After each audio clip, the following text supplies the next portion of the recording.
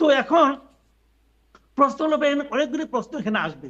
আমি যে জায়গাটাতে নাকি মানে ফৌজ ভাই যে কথাটা বললেন, যে উনি প্রথমে যে পলিটিক্যাল পার্টিকে নিষিদ্ধ করার যে কথাটা বললেন, এই জায়গাটাতে কিন্তু আমার কাছে মনে হয় যে আমরা কিন্তু যদি ওভাবে যদি দেখি তাহলে কি হবে জানেন?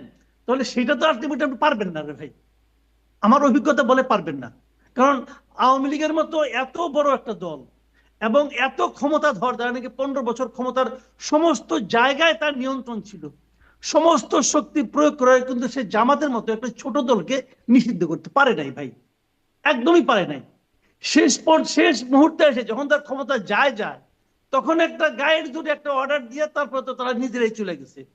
পারে নাই কিন্তু 14-15 বছরে পারে নাই নিষিদ্ধ করার। আর যা তারা করেছে অলিখিত নিষিদ্ধের মতো করে রেখেছিল, তাতে জামাতের ক্ষতির চেয়ে উপকার হয়েছে বেশি।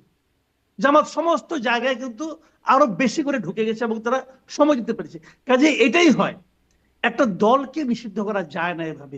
দলের যারা নেতৃত্ব, যারা এই দলটাকে দুষ্ট পথে খারাপ পথে হাঁটিয়েছে, মানে পরিচালিত করেছে, যারা নাকি এই সমস্ত অপকর্মের সঙ্গে জড়িত ছিল, তাদেরকে আপনি যদি বিচার করেন এবং তারা যদি নেতৃত্বে নতুন করে আর না আসতে পারে, তাহলে কিন্তু ওই দলটা নতুন নেতৃত্বের মাধ্যমে আবার কিন্তু আসতে পারে এবং সেটাই হবে সবচেয়ে গণতান্ত্রিক। তা না হলে হবে কি, চোরাগুপ্তা হামলা টামলা অনেক কিছু বেড়ে যাবে, যেটা দেশটাকে একটা চূড়ান্ত অস্থিতিশীলতার দিকে ঠেলে দিবে।